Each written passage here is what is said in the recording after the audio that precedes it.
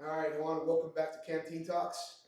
We're moving into our third phase, Mm. and here's where we talk about transitioning from military life, for yourself, Yeah, combat, yeah, and experience and all that stuff, and so, a lot of stuff that you dealt with and faced out there. And moving into civilian world and the civilian life, yeah. it's adapting, right? So let's kind of start there and tell me a little bit about what was it like when you finally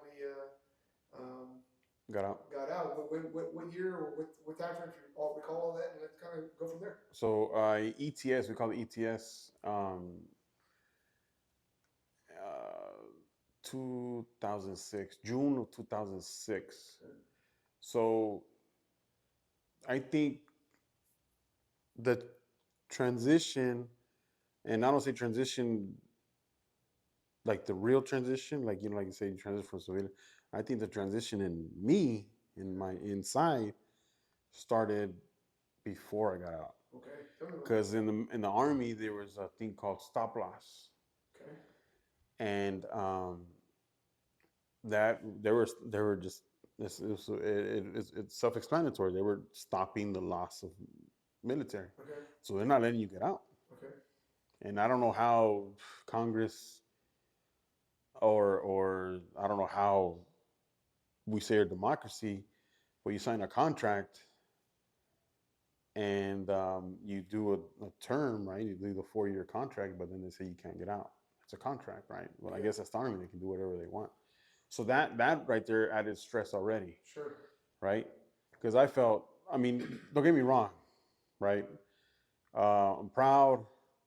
I'm a fucking patriot, and I fight for my country, and I love this fucking country. Yeah. But I felt like I had done what was asked, Yeah. right? Yep.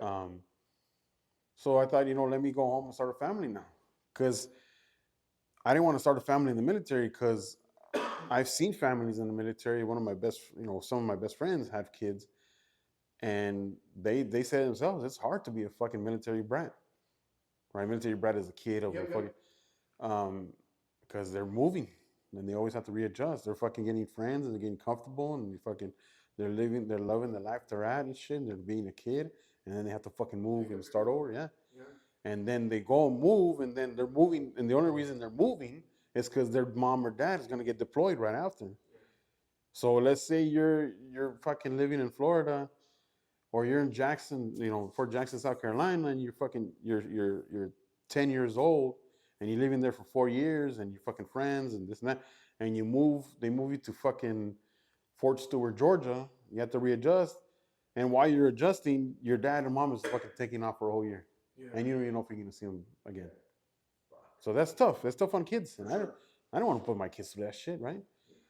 So I was under stress, a stop loss, not knowing if I'm gonna get in or out.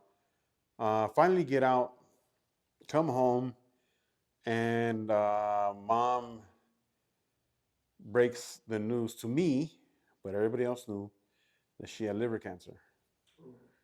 and it was terminal, Wow. and that she didn't have that long to live. So 2 weeks after I get out, I'm trying to get a job, um, trying to find a place to stay, and my mom passes away within those 2 weeks. Sorry to So hear about that. no, Wow. no, That's thanks. gotta be rough. No, yeah, it was rough. It was fuck yeah, it was rough. I mean, just let alone that your mom passing away, and then you going through shit. As a matter of fact, 4th of July, when I told you that fireworks and I'm Yeah. gonna, it was during and in the Catholicism or Catholics, when a person passes away, you pray for 9 days after. Yep. So it was during 4th of July and fireworks, and everybody's at my house, and we're praying, and I just fucking went into the room and Yeah. You're tucked in. yeah. So that happened. But other than that, the fucking transition, uniformity. Uniformity is you're in the military, you know what you're gonna do. Everybody else knows what you're doing. There's no question about how we're gonna do it. There's no question as to what you're gonna do, but we're gonna do it together. Yeah. Um, the only question is if you want to do it, or if you're gonna act stupid or not. Right.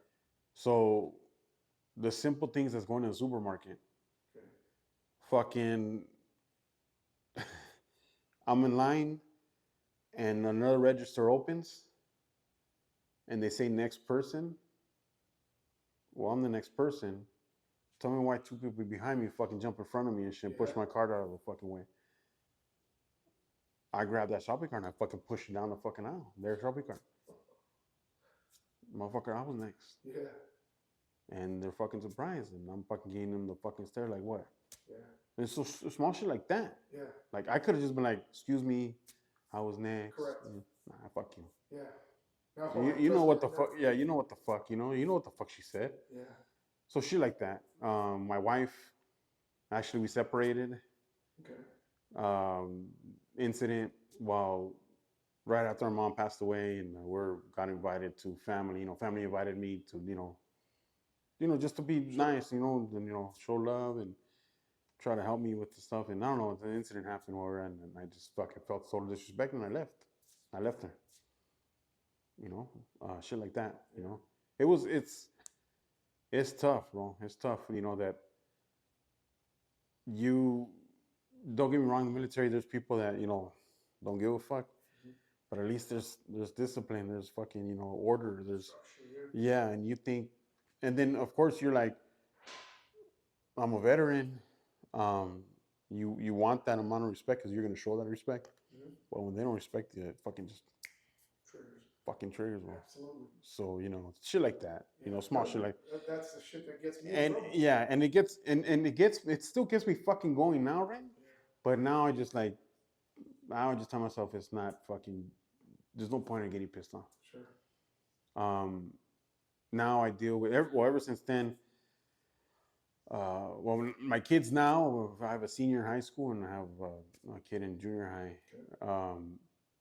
I'm an asshole. My kids think I'm a fucking asshole. I know they do. Yeah. I'm tough. I'm fucking tough. Because being in the military, they fucking treat you like shit. But they're teaching you. You go through the worst, and when you experience something, that you're already prepared for it. Yeah. So on Thanksgiving, we have a tradition to give thanks. Okay. And I explain to my kids, I'm an asshole to you guys. So when you go out to the fucking real world, nobody's gonna be an asshole to you because you're gonna be like, my dad was worse, yeah, or my dad prepped for it. Yeah. I'm gonna be like, figure the fuck out, and you could be able. And when something happens, you figure it the fuck out on your own. You don't have to fucking rely on anybody else. So shit like that, right? And then I'm hard ass. I mean, you've heard me. Yeah, no, I mean, I met a Marine recently that I'm trying to hopefully get him to interview, and he talks about that as well. How his son graduated as an engineer now. He's like 23 years old, fucking doing incredibly well for himself. And that I think last year sometime he had pulled his dad aside and thanked him and said, "Listen, you were very, very tough on me growing up, and I never really understood why, and it was hard for me as a little boy. Right. But now that I went to college was easy for me. Things are so much easier for me, and I deal with people with different personalities, and I understand that you were prepping me up for something. And it's crazy, but sometimes I think about that because I'm tough on my son as well, and my youngest as well. Not as much as the older one, but it's definitely something that at times I wake up at night and I think to myself, was I too rough? Oh yeah. Fuck yeah. Should I lighten it up? But I always think is like, I'll have a conversation with him later on. Say, hey, understand why I did this. You know, why I snapped at you in this sense. Right. And it's not because I want you to think quicker, be smarter, understand the bigger picture. Right. Things of that nature. So I know what you're talking about. I know exactly what you're talking about. And why you're doing it and why it happens. It's just an instinct, I think, that most of us get, you know what I mean? And we walk out in a certain way. So anyhow, let me turn it back to you. Okay. So I mean, other things too. I won't sleep in the same bed as my wife sometimes. Okay. I mean, I'll go sleep in the couch because the thing is, and thank God for Ring cameras, bro. Because I'll be in the fucking living room, I'll be in the couch, and I'll go look out my front door to see if anything's fucking happening or what's going on. And my thing is the line of defense, right? So it's the living room, my kids' bedrooms, and then our bedroom. I feel like if something happens, I can't get to my kids before the whatever threat, before the threat. Yeah. So I'm thinking to myself, why don't I just fucking be there already and shit? In case there's a fucking threat, I'm overthinking that threat is gonna be coming through the front door and shit. So shit like that, small shit like that. Again, the smells. Yeah. That's a crazy one. Yeah, it's the smell. Like some people say they see something or they hear something, and for me, it's the smell. Oh, that's crazy. That's the smell that brings me back and shit. And yeah, shit like that. And then yeah, just small shit like that. So what are some of the things that you do to cope with that? Are you on any kind of like, do you go through any courses, any classes, or any medications that you take to try to help you with that sort of stuff? So with the VA, I mean, I'm getting the you do the liquid treatment. No, the pure alcohol. Right. So I did that for a long time.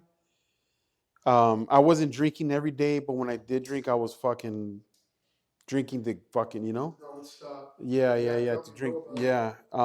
Again, because it felt good, right? And Yeah. but I'll tell you what. And I'm going. Of course, I'm getting disability from the VA. I'm getting 80%. Okay. A lot of it is the PTSD, but then some is the blood pressure. Okay. And of course, blood pressure medication and stuff like that. But how long did so how long did it take you to get your? It took me like 10 years after. Yeah. Almost 15 years, because again, I was raised to earn your shit, right? Sure. You're not going like this, Right, so when my friends were getting the VA, the post 9/11, the disability and all that, PTSD disability, I was like, why? Yeah. Like, there's nothing really wrong with me. I mean, I've had friends that fucking lost body parts. I've had friends that are really fucking, psychologically they're not up there, and I'm thinking I'm okay, but in reality, all these other shit. Yeah, I mean, like some of just the stuff that we've talked about, the reality, and I know a lot of it, and I don't want to offend you in any way because it's the way for him. It's pride. Yeah. It's pride, yeah. And we don't want to believe it, but yeah, man, I get in trouble and with the law, I get arrested and stupid shit that I do, right? Right. And it's not now until I got in trouble that I really understand that there's really something there. You know what I mean? As you talk to people, because I was like, no, I can handle it. Right. I'm mentally strong to handle it. My dad raised me to be strong. Yeah. You know what I mean? And I was raised to push through and to handle it. But the reality is, something's fucking wrong. Yeah, And it doesn't make us necessarily weak to say there's something wrong and I want to get help for it. Because at the end of the day, man, I heard a quote from a guy named Jim Rohn, who I used to follow years ago, and he says, I told my wife, I'm going to take care of me for you. You take care of you for me, right? Versus me taking care of you for whatever, right? So, and that's where I want to get to. I want to get to the point where I take care of myself physically, mentally, to be able to continue to take care of my family, because that's my pride and joy. You know what I mean? Yeah, of course. Sure it's the same thing for you. Oh yeah. Right. So it's taking care of you, and I'm glad you're taking the steps to go through the VA, and as challenging and as difficult as it's been, I'm glad you're at a place right now where it's good, but there's still a lot more stuff that you've dealt with that you should probably be at 100%, especially the stuff you've seen, the smells that you get, you know what I mean, and all that's trauma. When you and I first started talking, we talked about sleepless nights, going to the living room, checking the doors, checking the windows. Yeah. There's something, man. But all right. Yeah. So what else would you like to share, man? Just that. I mean, if whoever thinks that they shouldn't go get the help, go get the help. And thank God for my wife. She had a career herself, military career herself. She met me before I joined her, before I left, and she was with me through the whole experience, and she's with me now. Thank God, and she's the one that told me, he's like, you're not asking for a handout. They created this program because you put in the work. You fucking earned it. Yeah, you fucking earned it. So not everybody can just go to the VA and get, just help. I said, you came back with some injuries, and yeah. it's again why we all signed up. We want to get back to this country. Mm-hmm. And like I tell everybody, I joined the Corps to get back to the country because they allowed my parents to come in as immigrants Right. and raise a family. Even though they were divorced, they both raised their families, and I want to give back. Yeah, yeah. I mean? And I'm Most sure definitely. that's the same kind of mindset you've got. Right. And here 20-something plus years later, after getting out of the Corps, is when I finally had the courage to say, you know what, I do know that there's issues that I deal with all the time. Right. Back, knees, and I've been dealing with the back since I was 27. And you were just like me, like, nah, I don't need it, or Yeah. and I told you about it, right? Yeah. And people were telling me about it, and I'm like, really, like, but now that I'm doing it and I'm telling you, I feel good fucking telling you, Yeah. right? Because you got the help now. Yeah, yeah, it's been a plus. Yeah, So like I'm going through, mental health stuff and right. pain management stuff and chronic pain management stuff, and it's been great because the dumbest and the what you might think is a dumb little thing, breathing techniques. They help in the middle of the night when you're awake. Yeah. You wake up from a nightmare, do those breathing techniques you learn, do the stretchings you learn, and it helps bring that heart rate down. It helps kind of relax, and you might not fall asleep right away, but you're in a better position than you were when when your adrenaline is at its highest. And yeah, so I think a lot of that help throughout the years was coaching. Okay. Like, I mean, I love baseball. I grew up. We're in a baseball family. Baseball's in the blood. My dad played baseball. His whole life. And I played baseball. But I think going into the military and teaching you those leadership skills, those organizational skills, how to prep, and how to actually execute an operation and shit like that, or a mission and shit like that. That fucking helped me coaching, and I fucking love it. And not because I'm telling the kids what the fuck to do, but I love giving instruction, and the kids listening. And when the kids fucking produce and they fucking that's the fucking world to me. And I think, yeah, that's like, fuck, that's like, I did my job. That's what makes me feel good when the kids are improving and they do something that I instructed them to do. I just fucking told them. And I mean, don't get me wrong, shit. I mean, it's good because it distracts you from the stuff that's eating you up. So whoever's trying to get help, or whoever gives that, go find something that you like doing, not just about coaching. But just find anything. Yeah. Anything. Fucking, I don't care if fucking pottery. Who gives a fuck? Grab your bucket. Sure. Go knock out some badass pots or something, or anything like that, right? A hobby. Yeah, right? Yeah, hobby or any. I mean, it's not just a hobby, and not because my kids play baseball too, but I think just me, because those are the kids that I'll fucking coach too, right? And I don't know the kids, or I'll give them pointers and shit like that, and that helps a lot too. So I mean, I'm a hard coach, you know that. Yep. I mean, I'll fucking yell at the kids. I don't give a fuck. My own kid, I've kicked my own kid out of the park sometimes, But yeah, I mean, I think if any of our players see this, I hope they agree with me that I've tried to teach them, and that then just, I want them to know that they're helping me more than I'm helping them. Yeah. So I think that's what calmed my ass down throughout the years and shit. That's what fucking, Yeah. But yeah, I mean, there's still fucking triggers. Don't get me fucking wrong. There's still fucking, like, god damn, like, you want to choke the shit out of people and shit. But yeah, now it's just more like, why? People are gonna be like that because they don't know any better. They haven't lived any better. They haven't been taught any better. Yeah. So yeah. Yeah, man. I mean, just. Yeah, it's a trip. I mean, I know in the beginning I was all fucking jokes and laughs and shit like that. I still am like that. But yeah, there's shit, and I was so much in combat compared to others. Sure. I mean, I know there's others that are fucking see way more fucking shit than I have, but it still fucks with you. It does. It fucks with you. There's no way. Some of the story you talked about the little shoe, right? Yeah. And the flesh that you saw and the smells. It's been 20-something years. Easy? No. Yeah. 20 years. 20 years that you've experienced all that, and you still. Oh, it's like if it happened fucking yesterday, yeah. Right? Yeah. There. And again, I get it. It's internally we want to fight it because of the way we were raised, the way we were taught in the military, in the army for yourself, is we think we can handle it.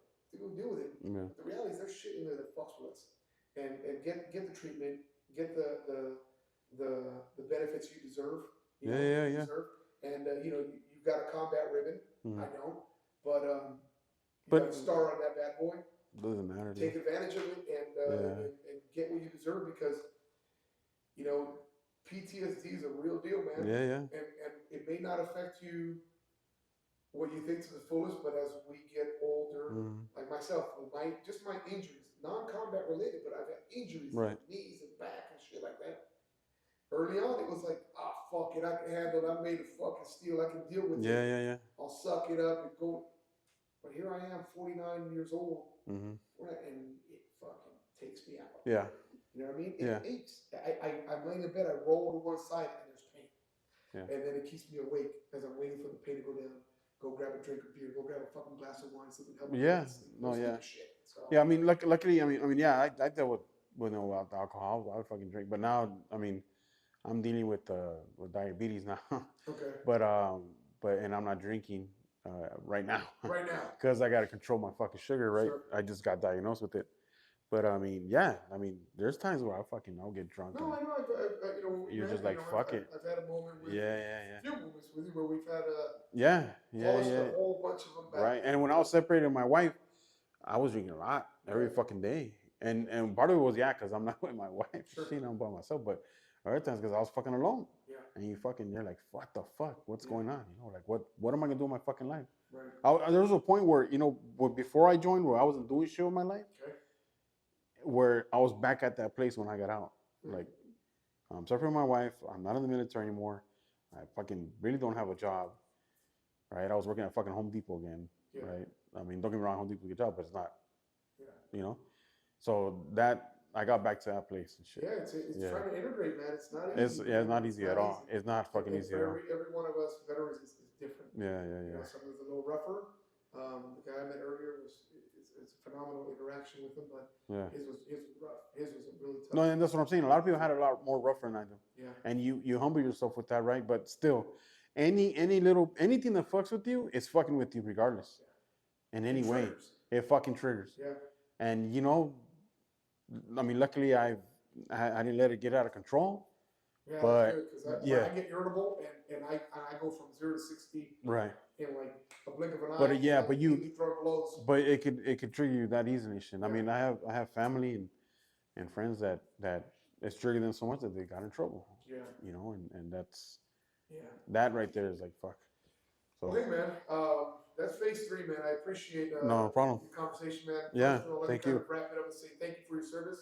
No, thank you. You went out there and did 2 deployments and experienced some stuff, but can't thank you enough for that service, man. No, well, thank you. A little token of appreciation. Oh, wow. No, yeah, for sure. Couple hats. Cool, man. Thank you. And hope you wear them with pride. Oh, yeah. Enjoy them. Especially this one, Dodger colors, and I'm a trucker. These like nice trucker hats too. So. Yeah, they're good trucker hats. Yeah. It fits in. It's funny, they're motor T, so they fit in nicely too. Yeah. They're fucking nice, dude. Shit. Good deal, man. Appreciate it. That's nice. Thank you, man. Thank you. Well, thank you for this time. Again, I hope that this videos that we put out here help some veteran in some way, shape, or form. Right.